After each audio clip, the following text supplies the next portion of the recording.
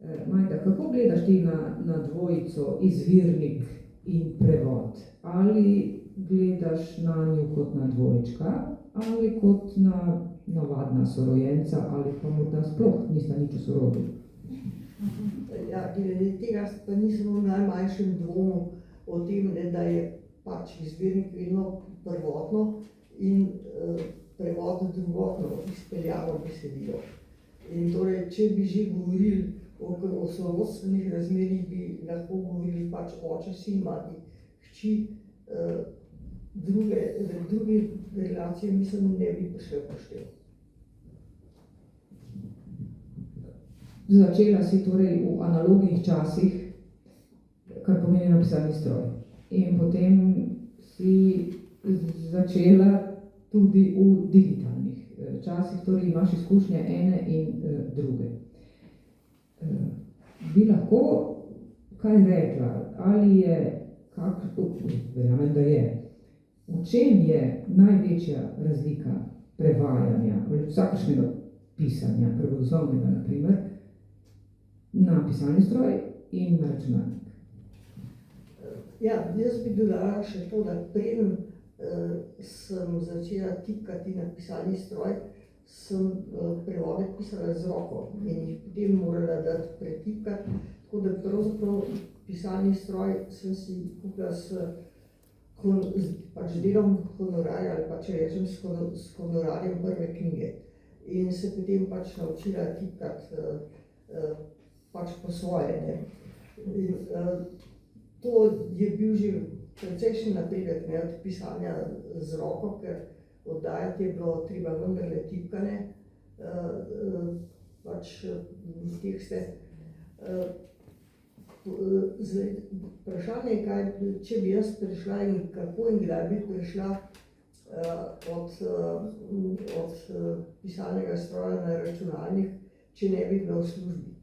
Ker videla sem kolegice, ki so imele pač težave in se niso želeli niti odločiti za računalnik, medtem ko mi smo ga dobili pač kot orodje v službi in smo ga v službi uporabljali tudi za pač kakorkoli nekaj je bilo treba pisati.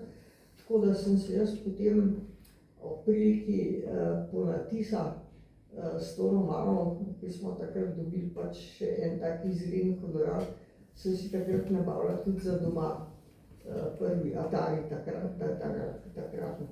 Ker to zdaj danes si ne zamišljam, kako bi šlo v delu, kako drugače kot na računalnik, ker to se mi zdi tako rekoč res bajno, da karkoli izbrišeš na licu mesta, popraviš, ostaviš nekaj drugega, kot pa da recimo na natipkanih listih prečrtavaš in potem recimo celoto še enkrat pretipkavaš in podobno. To, da ta recimo izum ali kak bi rekel, ta pridobitev se mi zdi pač res neprecenljiva. Torej, prvi honorar pravzaprav niti ni bil honorar, danes bi rekli, da si to ustavila v tisto rubriko amortizacijska sredstva. Predlagam, da sedaj prisluhnemo intermezzu in prosim Mateja Krajnca, ki bo kar sam opravil vse, kar je treba, preden nam bo zapel. Dober večer. Za začetek en gost iz tujine in sicer stari znanec prevajalcev pri nas, Leonard Cohen. On je imel tam okoli leta 69 eno tako lepo pesmico, ki je ostala brezčasna tudi pri nas. Ptica na žici, Bird on the Wire. Mislim, da ti bo to všeč. Kakor ptica na žici in kot pijanec na polnoči veselici po svoje sem trudil se ga bi se osvobodil.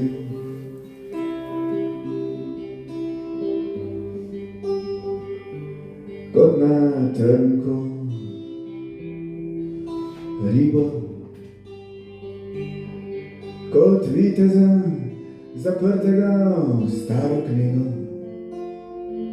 me je pritisk tvoje ljubezni težil.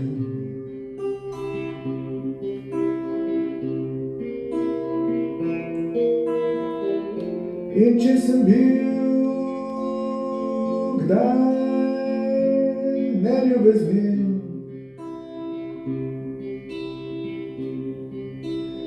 te prosim pozabi, pozabi, kakšen sem bil.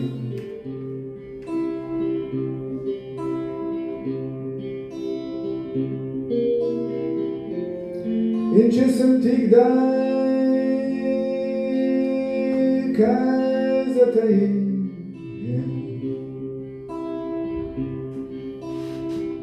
sem ti zato, da te ne bi izgubil kot otrok mrtvo rojen, kot beštjak z rogovi oborožen. Sem po vsakem planju, ki mi je grozil.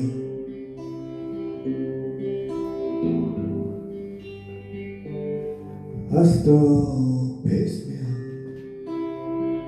ti prisegam in z vsem, kar sem daj storil zlega, vse popravil bom. Vse, kar sem ti storil.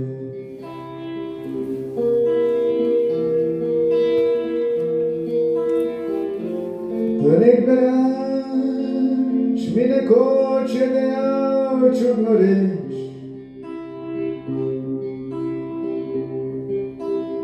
rekel mi je prosil si čisto preveč.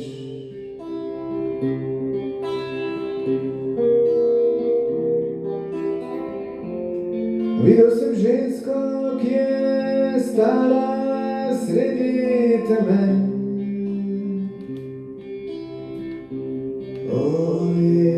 In rekla, hej, moral bi prositi še.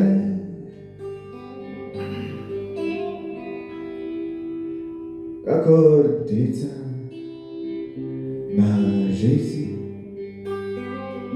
in kot pijanec na polnočni veselici, po svoje sem trudil se,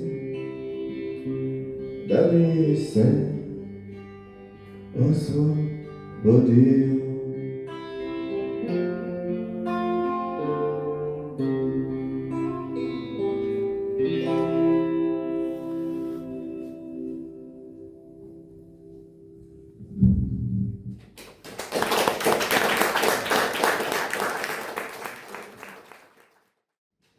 Mogoče bo sedaj nenavadno, ampak naslednje vprašanje je, kaj je zate prevodna kritika?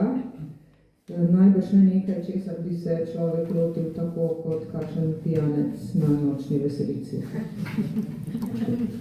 Ja, to je težko vprašanje, če bi hotel na njega lepo izčrpno odgovor, bi najbrž zahtevali kar cel večer, recimo. Ampak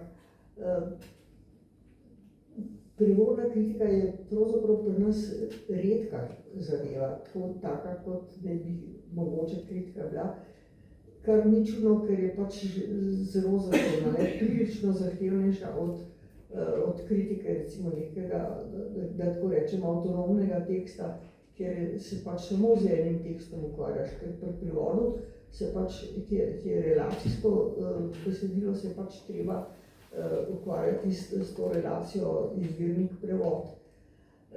No, tak, recimo, lep primer kritike se mi je zdel, take, kot je bila v navadi. Ob izidu tega mojega prvega knjižnega prevoda, ki je bil recimo v časopisu opažen je bil izid te knjige, ampak seveda je bil pravzaprav predstavljen avtor in to njegovo delo, kar se mi zdi v redu, ne? Ker pravzaprav namen prevoda je to, da predstavi pač neko delo v nekem okolju, ki ga recimo v svojem jeziku prej ni poznalo.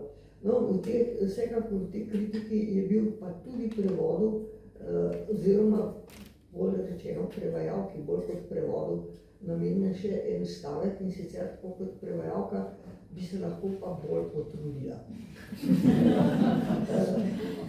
No, jaz sem potem tako bi rekla, zbujala malo sočutja med temi uredniki in en izmed njih je potem nekoč tako to umenil in me tolažil, češ, da ni kaj hujšega ali pa kaj takega. In jaz sem bo rekla to, kar sem popolnoma zares mislila. Sem rekla, mene to ni popolnoma nič prizadelo. In to zaradi tega, ker jaz ne mislim, da v prevodu ni mogoče nič kritičnega reči. Mogoče je slab, mogoče je popolnoma neustrezen, ampak reči pa, da bi se lahko bolj potrudila, je pa smešno, ker jaz potrudila sem se pa vsekakor po svojih močeh popolnoma. Ta recimo tip kritike se mi zdi malo problematičen.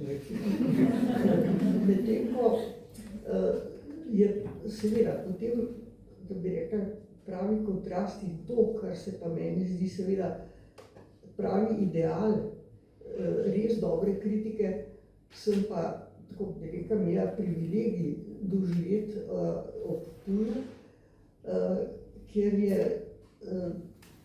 Gal Kos napisala pravzaprav eno primerjalno razpravo o dveh različnih prevodih Ptuja v dva različna jezika in je potem razčlenjevala hkrati značilnosti izvirnika in obeh teh dveh prevodov in njihovih recimo značilnosti povezanih tako z različnima jezikoma, v katera sta bila prevedena, kakor tudi različnih kultur. In to je bilo narejeno recimo na študiozen, ampak hkrati popolnoma jasen in pregleden način, da to se mi seveda zdi pravi ideal kritike, ne, kjer je pa, če jo to doživiš, to jaz res razumem kot privilegij. Ker to je silna redkost, ampak si pa predstavljam, da prava kritika, recimo, ki res nekaj pove o izvirniku, o prevodu in o tem celem sklopu vprašanj, pa je tega tipa. Ali je tisti, ta avtor, ki je napisal, da bi se lahko bolj potrudila, elaboriral, v čem bi se lahko bolj potrudila, pri čem? Ne, v tem je ravno stvar. To je bilo edino, kar je bilo prevodu namenjeno. Ni bilo nič povedano, zakaj, v čem in tako dalje. Jaz mislim, da je to bil vtis, ali pa še verjetne eufemizem za to, da je prevod pač nekaj pridane. Ja, najbrž pa je izvirnik poznal v nulo, da je lahko to tako povedal. Več, torej si rekla, kritike, ki govorijo o avtorju, ga predstavljajo, nekako vključujejo, vzpostavljajo njegovo pot pri nas konkretno v slovenski literarni sistem, tako bolj celostno in da se je potem to začelo tudi naprej prevajati in raziskovati, se pa je zgodilo z avtorico Jane Austen in sicer s prevodom romana Prevzetnost in pristranost, ki je izšel leta 1968. Potem je pa 2004 izšel posodobljen prevod. Ali lahko poveš, kaj je posodobljeno, kako je posodobljeno oziroma zakaj je posodobljeno? Jaz sem se pravzaprav vprašala, odkot je to ta posodobljen, ker recimo to je zdaj ta izdaja in v njej piše pač pregledan. Iz Kobisa izhaja, to v Kobisu najdem. Ja, ampak kot rečeno, to me zanima, zakaj, ker si nekako ne znam pojasniti. Jaz mislim, da sama tega izraza nisem uporabljala in to, da je pa recimo v vsakem novem natisu, posebno če od prve izdaje pač minejo leta ali celo več, je razumljivo ali pa tako veliko se sama po sebi razume, da pregledaš in pač vidiš možnosti boljših formulacij, lahko tudi streznejših izrazov. Skratka, recimo pač nekaj sprememb, ne pa recimo radikalne predelave. To bi potem bilo, mislim, primerno opozoriti Izum oziroma Kobis, da ta oznaka ne drži. Ja, jaz ne vidim recimo o tem utemeljenosti recimo tega izraza. Čeprav mogoče je tudi smisel, ne? Ker v nekem smislu tako, recimo jasno, da popravljaš v smislu tega, da slediš recimo sodobnejšemu jeziku in recimo, da so nekatere stvari opuščajo in to. Recimo, jaz sem se dostakrat spraševala recimo pri tem, da uporabljaš recimo ali greva v mesto. Zdaj, tako rekel, a greva v mesto. Zdaj, rabiš, kako govoriš je jasno, ker ne morem si misliti, da bi kdo govoril ali greva. Takrat še a greva. In zdaj, hkrati se pa ugotavljaš to napisati, ker pa se zdi, da mogoče spet ni čisto korektno. In to se meni zdi dogajalo, ampak zdaj pa verjetno bi se brez hujših pomislekov odločila za a, ne ali. V tem smislu recimo grejo te spremembe. Ali si, jaz uporabljam, pri volji, da bi nam iz te prevzetnosti in pristranosti prebrala odlomek?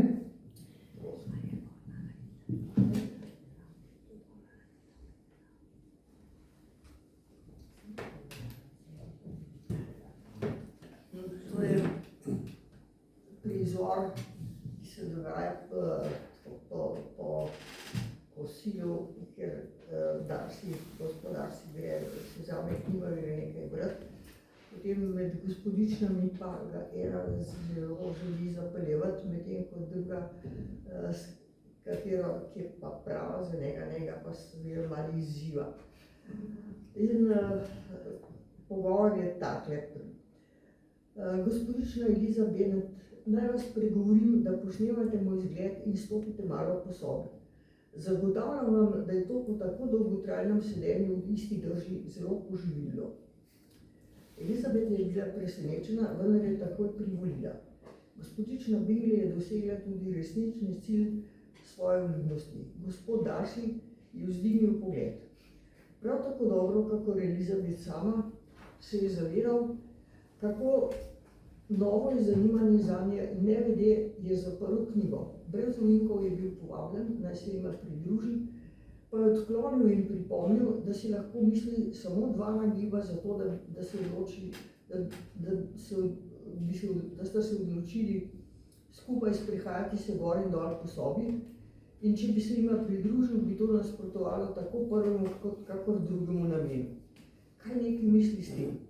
Gospodična Bingley je umirala, da bi izvedela, kaj neki misli s tem. In vprašala je Elizabeth, ali ga sploh mora razumeti. Nikakor ga ne morem, se je glasil njen odgovor. Ampak zanesite se, če hoče se nama posmehovati in vedeli ga bo najbolj zanesljivo razočarali, če ga nič ne sprašujeva o tem. Toda gospodična Bingley ni bila zmožna gospoda Darcyja ničemer razočarati in je zato vztrajno zahtevala, naj pojasni svoje nagiba. Prav nič nimam proti temu, da jo pojasnim, je rekel, brž ko mu je dala spregovoriti. To metodo, kako preživeti večer, sta si izbrali bodiši zato, ker kujete zaroto in se morate pogovoriti o kakšnih skrivnih zadevah, bodiši zato, ker se zavedate, da se vajni postavi najbolje uveljavljata med hojo. Če drži prvo, bi vam nabil samo na pot, če pa drugo, vam lahko dosti bolje občuduje medtem, ko sedim pri kaminu. O, grozno, je vzkliknila gospodična Bingley. Tako zoprnega podtikanja pa še ne. Kako ga naj kaznujeva za tako govorenje? Nič lažjega, če ne hočete, je rekla Elizabeth. Vsi se lahko med sebojno mučimo in kaznujemo. Izzivajte ga, posmehujte se mu. Saj se dovolj dobro poznate, morate že vedeti, kako se takih stvari striže. Ampak častna beseda ne vem. Verjemite mi, da me dobro poznanstvo tega še ni naučilo. Izzivati mirno naravo in prisebnega duha, ne. Čutim, da bi nama tu lahko kljuboval. Kar pa zadeva posmeh, se vendar ne bova sramotili, prosim vas, s poskusi, da bi se posmehovali, ne da bi se imeli čemu. Gospod Darcy bi se utegnil imeti roke. Gospodu Darcyju se ne da smejati, je vzkliknila Elizabeth.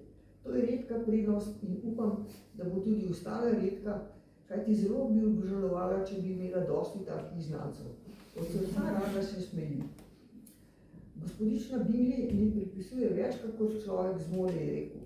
Tudi najbolj modre in najboljše ljudi, ne, njihova najbolj modra in najboljša dejanja, lahko usmeši oseba, ki je življenju največ došale.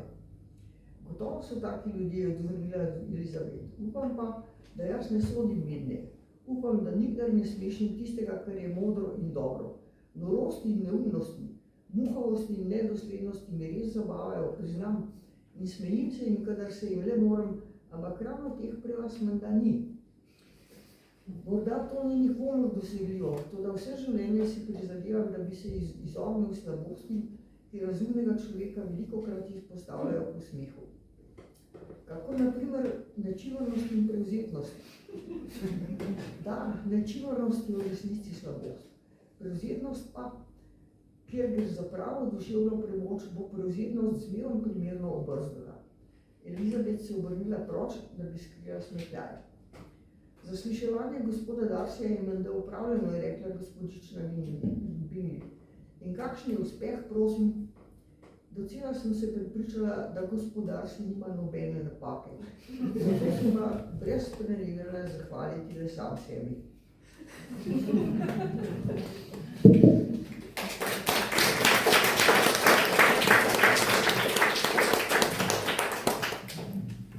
Hvala lepa, zelo so se trudili vsi.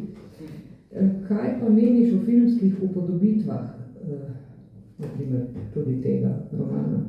Zdaj jaz nimam več prav dobro v spominu teh filmov, kolikor se spomnim, so se mi zdeli dobri, ampak to je vedno to, da recimo film je film, hvala, knjiga je knjiga in film nekaj doda, sigurno, veliko se pa v primeru s knjigo zgubi, se mora zgubiti. Zdaj, se mi zdi, da vedno je tako dober film po kakšnem dobrem tekstu zanimivo pogledati, ampak to sta pač dve različni stvaritvi, ki lahko drugo seveda pojasnjujeta, sicer pa je pač odvisno vedno od okusa, ki ga imaš od svojih predstav in podobno, ampak te filmi so se mi zdeli govorili. Ne vem, ali ste imeli tistega slavnega igralca pred očmi, kadarkoli se je omenil Darcy, pa mislim, da je to ne toliko zaradi te nadaljevanke, kot zaradi Bridget Jones.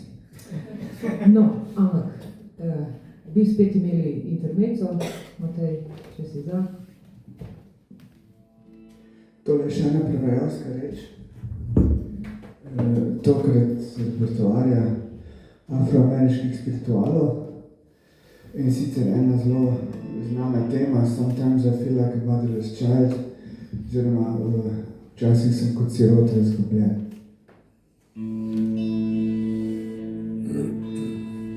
Včasih sem kot sirota izgubljen, včasih sem kot sirota izgubljen. Včasih sem kot sirota izgubljen. Daleč je do doma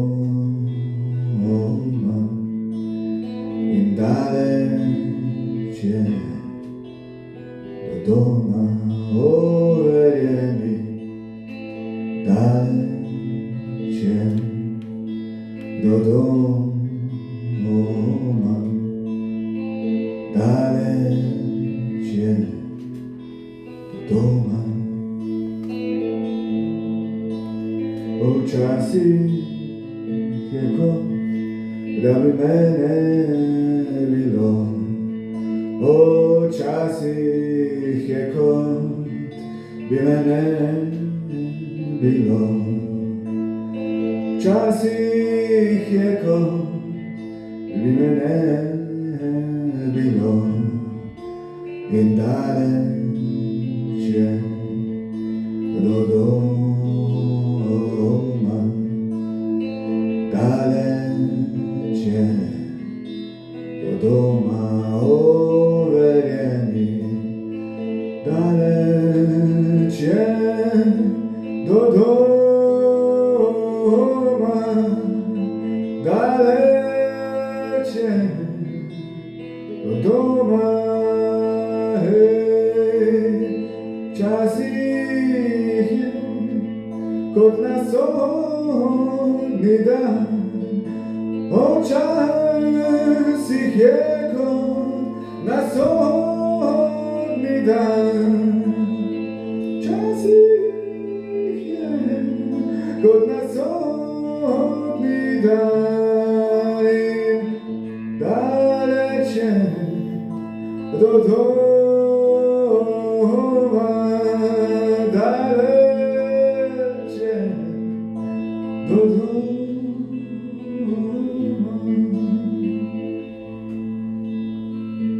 Včasih sem kot sirota izgubljen. Včasih sem kot sirota izgubljen. Včasih sem kot sirota izgubljen. In daleč je do doma, verjemi, daleč je do doma.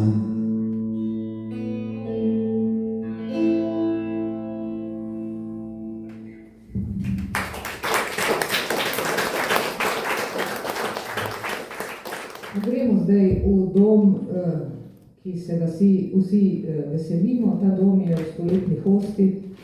V tej stoletni hosti domuje Pu in domujejo njegovi prijatelji. Torej, leta 1957 je išel prevod Medved Pu in leta 1959 na Pujevem Oglu, hiša na Pujevem Oglu. Kako je prišlo do tega, da si prevedla ti dve deli? Kako je prišlo do tega sodelovanja, da je Brundarije prepesnil Gregor Strniša? Spet bo dolgo vprašanje. Kako je bilo to prevajati in kaj je bilo pri tem najbolj zagatno? To knjigo sem dobila pač popolnoma slučajno, nisem jo recimo sama zasledila ali pa si jo naročila. Dobila sem jo v dar od nekega znanca, družinskega prijatelja, ki je pač potoval v London in se tam malo pozanimal za knjige in videl, da je to pač ena tako rekoč klasika in je zelo popularna in mi je prinesel to knjigo in mi jo podaril. Prebrala sem jo in se mi zdela, to pa bi se mogoče dalo prevesti v slovenščino. In potem sem se odpravila s tem predlogom Kristini Brenkovi, ki je bila takrat urednica v Mladinski knjigi. In ona me ni zavrnila, ni pa tudi sprejela tega predloga, ker je imela pomisleke, češ angleški humor ni za nas. In skratka, nekako se jaz nisem dala pa vseeno odpraviti in vem, da sem ene 2 leti hodila, ne tako da je bilo mogoče tudi vprašanje tega, ko bomo videli, kdo bo prvi vnehal. No, jaz nekako se nisem pustila odgnati in potem je sprejela, kako in potem se je bilo treba pač lotiti tega prevoda zares. Sem pa od vsega začetka bila prepričana, da jaz poezije in verzov pa ne znam prevajati, ker tega s tem se nisem nikoli ukvarjala in se mi zdelo, da pač če drugače se ne ukvarjam, se tudi kot prevajalka s tem ne morem ukvarjati.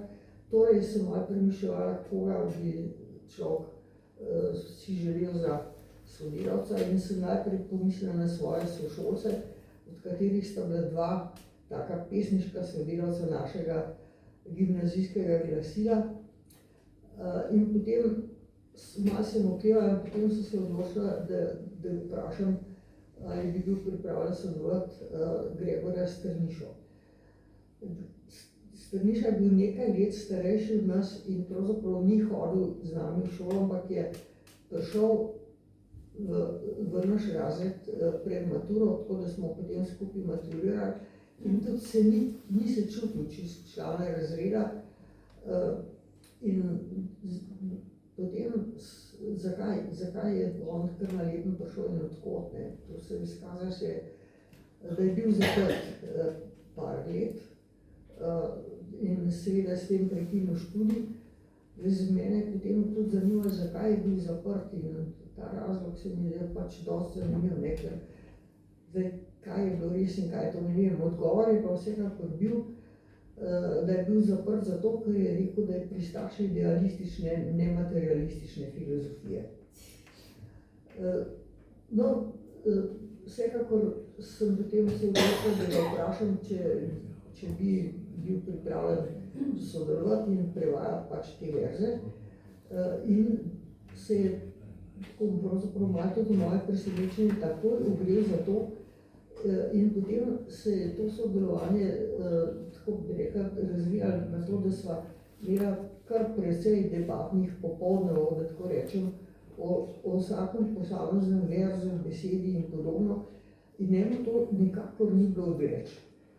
In je tudi napisal precej različnih verzij, preden smo se recimo odločili za nazadnje. Tako jaz imam to sodelovanje res v najlepšem spominu. Njega je potem tudi Milan kot pisatelj zanimal in je imel pa, mislim, načrte ali pa želje, da bi še kaj naredili, ker Milan ima tudi pesniške zbirke. Ampak mislim, da do tega ni prišlo, nisva se pa potem pravzaprav več dobivala in tega ga jaz pol nikoli nisem vprašala. Ampak vsekakor je to se mi zdelo pač pravilna odločitev, da tega se nisem sama lotila in zelo sem pa bila zadovoljna s tem, kako je Gregorju tudi bilo do tega, da je tekst kompatibilen. Zdaj sem to malo računala in bolj ko računam, bolj ne morem razumeti. Ko si prevajala Puja, si bila stara malo več kot 20 let. Ko si prevajala Hišo na Pujevem Oglu, pa morda še malo več kot 20 let. Torej 23 let in 25 let si imela, ko sta ti ta 2 prevoda išla. Ne vem, kakšen kompliment naj izrečem.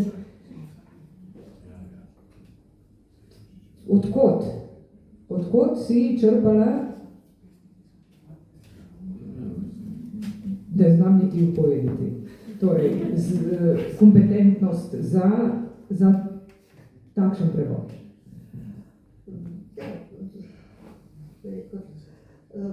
Zdaj, nekaj se mi zdi tako, da nekaj odgovore bi v tem odloku, ki sem ga prebrala iz ekskluzivnost in pristranost in mogoče daš in sicer to, ali imaš posluh oziroma tako ti je prijetno se šaliti o stvarih, videti šaljive stvari, tudi uspešne in to mislim je bilo v naši družini, ne? Ker to, tako bi rekel, je bilo naravno tako, da smo se radi smejali in da smo radi pač vedno se čemu smejali in podobno. In meni se je ta knjiga Puja zdela tako prijazna in zabavna.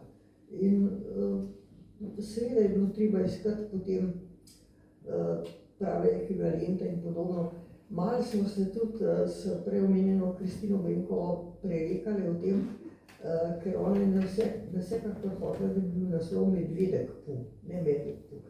Zdaj, medtem ko oseba Pu ni medvedek, ne, ampak je izrazito medved, ki hoče biti medved, ne medvedek. Tako da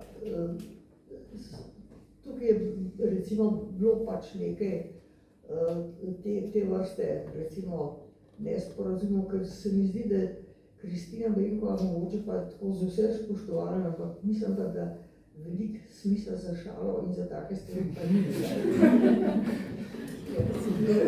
Ta pač drugačno smeren človek, ne. In meni je pa pač knjiga bila všeč in zdaj se mi je, da bi se dali, ne, seveda res je to, da potem iščeš razne variante in moram pa reči to, da mi je pa bilo pri tem prevodu veliko pomoč so bile te ilustracije, ker sem videla, kako si je ilustrator predstavljal te osebe, kakšne so videti in videla sem tudi to, da je delal v soglasju z avtorjem. To se pravi, da je tudi avtor v bistvu te ilustracije odobraval. In pač ostalo tako se mi zdi, ne, pač kot je verjetno in tak, ne, ali kakšna stvar se ti zdi, da je s tabo kompatibilna in da boš lahko tudi našel nek izraz, ne, besedni, ali pa ne. Sicer ne verjamem, da je v tej dvorani kdo, ki Puja ni bral, ampak lahko da ga je bral že zdavnaj, pa je malo pozabil, pa bi se malo spomnili, pa bom sedaj jaz prebrala in sem izbrala iz poglavja, v katerem je nesrečni Pujsek doživel povodenj in je moral poslati steklenico s sporočilom na pomoč, to sem jaz Pujsek. Medtem je pa Pu spal in ga je zbudila v njegovem domu povodenj, znašel se je za mizo z nogami v vodi in povodnji okrog sebe. In zdaj citiram. Odšofotal je k vratom in pogledal ven. Zdaj gre pa zares, je rekel, moral se bom umakniti. Pograbil je največji lonec medu in se umaknil z njim visoko nad vodo, na debelo vejo drevesa, v katerem je stanoval. Potem je splezal dol in se umaknil z drugim loncem. In ko je bil umik v celoti končan, je Pu sedel na veji in bingljal z nogami, poleg njega pa je stalo 10 loncev medu. Čez 2 dni je Pu sedel na veji in bingljal z nogami, poleg njega pa so stali 4 lonci medu. Čez 3 dni je Pu sedel na veji in bingljal z nogami, poleg njega pa je stal 1 lonec medu. Čez 4 dni je Pu 3 pike. In ravno 4. dan zjutraj je priplavala mimo Pujskova steklenica in Pu je z glasnim krikom med skočil v vodo, pograbil steklenico in se spet skobacal na drevo. Presneta reč, je rekel, ko je odprl. Čisto zastonj sem se zmočil. Kaj pa dela tale papirček? Potegnil ga je iz steklenice in si ga ogledal. Nekakšno skrpučilo je, si je rekel. Prav gotovo, tale črka je P, tale tudi in P pomeni Pu. Torej, važno skrpučilo zame, jaz pa ga ne znam prebrati. Poiskati moram Kristoferja Robina ali Sovo ali Pujska ali kogarkoli izmed tistih učenjakov, ki znajo brati in ti mi bodo povedali, kaj pravi to skrpučilo. Samo plavati ne znam, presneta reč. Takrat pa si je nekaj izmislil in mislim, da je bila misel za medveda s tako majhnimi možgani prav dobra. Rekel si je, če lahko plava steklenica, potem bo plaval tudi lonec. in če bo lonec plaval in če bo zelo velik, bom lahko sedel na njem. Vzel je torej največji lonec, kar ga je premogel in ga skrbno zamašil. Vsak čoln mora imeti ime, si je rekel, in mojemu bo ime Povodni medved. S temi besedami je spustil svoj čoln v vodo in skočil nanj. Nekaj časa si Pu in Povodni medved nista bila na jasnem, kateri izmed njiju naj bi bil zgoraj, a potem, ko sta preskusila nekaj različnih položajev, se je Povodni medved ustalil spodaj. Pu pa je zmagoslavno jahal na njem in krepko veslal šapami. In na vso srečo so potem Pujska rešili in tudi Puju priredili zabavo, pojedino, ampak mi bi pa pred našo pojedino še nekaj rekli, in sicer smo še malo pri Puju. Avtor David, predvidevam Benedictus, je napisal tako imenovano avtorizirano nadaljevanje izvirnih zgodb o Puju leta 2009 in v slovenščino si jih prevedla in je ta knjiga išla 2011. Da ne bom spet računala, najbrž je to več kot 50 let, ne? Kako je bilo prevajati po tolikšnem času nekaj, kar je tako spet povezano s Pujem? Raznih variant, dodatkov in podobno Puja je menda zelo veliko. In ali so posrečeni ali ne, vprašanje. Ta knjiga je veljala kot za izjemno posrečeno in kompatibilno z originalom. In to je potem urednik Iztok-Ilc mi prebral in mi ponudil to za prevajanje. Meni se je zdelo tako, da je nekako kompatibilna z izvirnikom in da bi jo bilo pa mogoče v redu prevesti. Imela sem ravno čas, nisem imela nekih obveznosti, kakšnih hujših problemov pa s tem tekstom se mi zdi nisem imela. Jaz bi tudi rekla, da si se zelo potrudila, bolj se ne bi mogla. Ko si omenjala, odlično, zelo pomembno je, da so recipienti sarkazma takšni, ki sarkazem razumejo. Omenjala si Kristino Brenkovo in torej ta čas, konec 50-ih, 60. leta. Zelo veliko se sedaj že nekaj časa raziskuje tako imenovana cenzura v obdobju socializma v tem kulturnem prostoru in da so velikokrat besedila bodisi cenzurirana, bodisi pa so morali prevajalci se nekako vsebinsko ali pa pomensko odmakniti od izvirnika zaradi seveda družbeno-političnih zahtev. Ali imaš ti to vrstne izkušnje morda? Jaz se cenzuro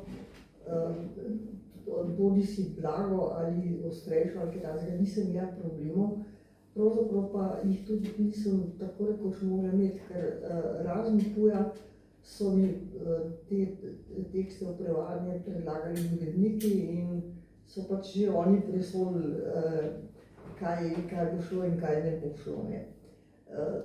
Potem sem pravzaprav ob priliki tega zbornika, ki mi je društvo prijazno dalo za 75-letnico, z presenečenjem prebrala članek o tem, kako je pa tu, zdaj ne vem, ali v Litvi ali Latviji, eni izmed teh držav, pa veljal za nedopusten pač imperialistično-kapitalistični, kaj je takšen tekst, ki je bil prepovedan. In mene to seveda silovito preseneti, ker enostavno ne vidim zakaj. Ampak tukaj gre verjetno zato, ker to celo razpoloženje nekako se ni s pravo resnovo, kakršno naj bi življenje mi pravo verno usmerjeni jemali. In je to tako to deleč vsega, ampak resno je to je deleč vsega. In mislim, da v svojem lastnem delu s prevodi tega nisem občutila. Sem se pa potem naknadno vprašala, ali mogoče, da je Kristina Brinkova pa imela tudi kakšne take, recimo, bodi si pomisleke, bodi si strahove, da se je tako zelo obotavljala, recimo, sprejeti ta tekst. Ne vem, ampak recimo vsekakor jaz direktno s cenzuro nisem imela opraviti. Zelo veliko vprašanj še imam, ampak ura je neizprosna in bi bova nekaj izpustili. Ob 100-letnici bova nadaljevali, bi te pa sedaj vprašala še tole eno. Torej, v Društvo slovenskih književnih prevajalcev si se včlanila, ko je bilo društvo dojenček, 1 leto je bilo staro, torej leta 54, in ti si bila tudi zelo, zelo mlada in različne funkcije si takoj začela upravljati že kar čez 3-4 leta.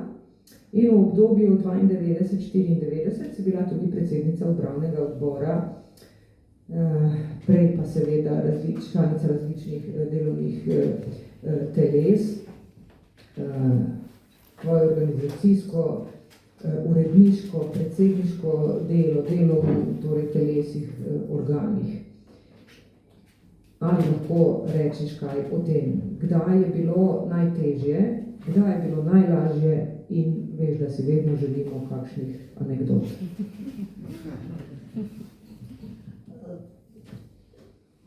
Mene so nekako nagovarjali, naj sprejmem funkcijo predsednice že kar nekaj let, preden je do tega prišlo, tako da se mi zdi, da je to nekako moja usoda, da moram enkrat to funkcijo sprejeti. In potem sem pač jo sprejela. Moram pa reči, da se mi zdela pač zelo stresna iz raznih razlogov, ki so dobro poznani vsem vam, ki ste bili toliko žrtvovali, da ste pač delali to. Finančne zadrege, recimo potem sprotno delovanje, organizacija vseh prireditev in to. Moram pa reči seveda to, da v bistvu je glavnino tega zgodila prijazno prevzela Dušanka, ki je bila takrat tajnica in ne morem se zadovoljiti zahvaliti, zato ker kako bi jaz to brez speljala, mi sploh ni jasno. Mogoče najbolj kočljiva so ta srečanja, ki se jih je bilo treba tako bi rekel, zamisliti teme, pridobiti predavatelje in podobno. Pa mogoče tudi to, ker je Moder imel to dobro zamisel, ko je pač sprožil ta srečanja in jih potem tudi redno nadaljeval, da niso bila recimo v Ljubljani, ampak da so bili vedno v drugih krajih po Sloveniji, kar se mi zdi res dobre zamisli in je fajn, če to recimo še obstaja, čeprav se zdaj seveda mogoče bolj stvar osredotoča na večja mesta, takrat so bili pa tudi manjši kraji, recimo, da tako rečem. Ampak to, recimo, da sem pač ta mandat speljala, nikakor pa se nisem dala pregovoriti potem za naslednje mandate in to. Pač pa sem pa bila, tako bi rekla, pa to pa brez problemov na razpolago, recimo za take manjše zadeve, kot recimo predsedovanje občnim zborom in podobne stvari. In pravzaprav od tam imam en tak sorazmerno stresen spomin, čeprav, kot rečeno, vodenje občnega zbora kot takega je absolutno neproblematična zadeva. Ampak na enem izmed teh občnih zborov se je pojavil pač nek prevajalec, ki se sicer ni dost udeleževal teh recimo prireditev društvenih in splošno. Takrat pa pač iz bog ve kakšnih razlogov je začel tako po domače rečeno razgrajati med tem občnim zborom. Zdaj mogoče, da je med poslušalci šlo to, da ki je bil na tem občnem zboru še zraven, se tudi tega spominja. Ker vsekakor je to ni bilo tako, kaj je tako bolj tišega, ampak to je bilo tako prav glasno govorjenje. Pijanec na veselici. In zdaj, jaz sem bila zelo v dvomih, ali naj tukaj kaj posredujem in kaj rečem. In potem se mi zdelo mogoče bo samo nehal in mu nisem nič rekla, pa sem začela na tiho upati, da bo mogoče da bojo poslušalci malo, ker je vse noto, tudi kaj posredovali. Tudi to se ni zgodilo, ampak potem je pravzaprav se izkazalo, da mogoče je bila še najboljša taktika res to, da se je izčrpal, nehal in odšel. Je pa to tako bila pač bil tak polifon. Ampak zdaj si nas pustila, veš, kaj si nas pustila, kdo je bil to? To je ključno. Bo morda potem ob kozarčku dveh, treh, to je prišlo na dan. Da, dobro si rekla, stresno ampak izpolnjujoče delo in preden zdaj res končamo ta del, prosim še enkrat Mateja Krajnca, ki pa bo tokrat ne bo prevod, temveč izvirnik, ne?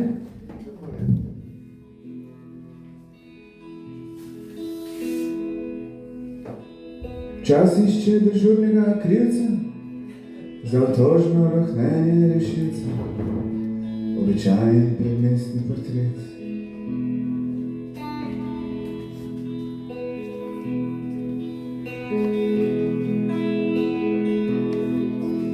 Za vse, kar kdo kdaj počel, Pilat obtožil deževje, a deževje nima besed.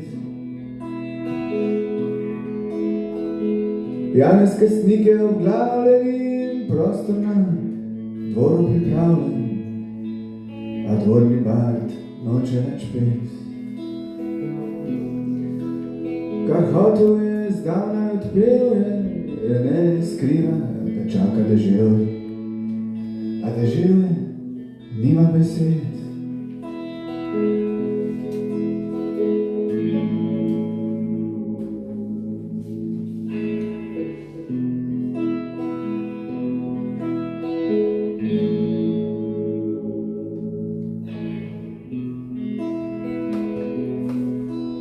Skrivam, kar rad bi povedal, še dolgo me strah obsedal, a drugače ne znam več živeti.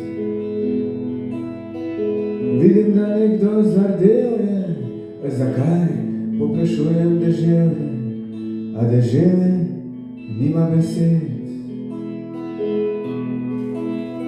Vidim, da nekdo zardel je, zakaj poprašujem deževje, a deževje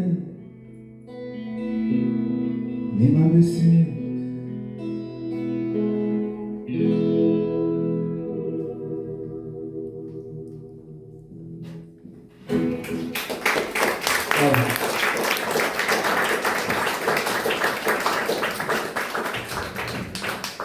Hvala lepa. Sedaj pa samo še nekaj sklepnih besed. Ko sem se začela malo bolj družiti z društvom prevajalcev, da tako rečem, ko so me nagovorili, zakaj pa nisi članica, pa da sem vendar v člani, in smo potem bili v neki družbi in sta bili Dušanka Zabukovec in Maja Krajger in sta rekli, da te se znajmiva z Majdo. In jaz rečem, z Majdo, s Pujavo Majdo. In me je takšna trema pograbila in kakorkoli Majda veliko stvari si naredila, ampak v srcih vseh si mislim, da na prvem mestu je Pu in zelo sem vesela in počaščena, da sem lahko se ob tvojem 90-letnici se pogovarjala s tabo in da smo se tako lepo pogovarjali, ne vem, kako si bila ti zadovoljna, ampak si mislim, da bi se lahko morda bolj potrudila, ampak je kar je. Hvala ti, čestitam ti še enkrat in v imenu društva pa bo nekaj rekla Tanja, ti si pa hotela nekaj reči, misliš? Jaz bi se samo zelo lepo zahvalila, ker to ni malenkost, vaš čas je dragocen in imate obveznosti, še pa še, tako da vsekakor res lepa hvala.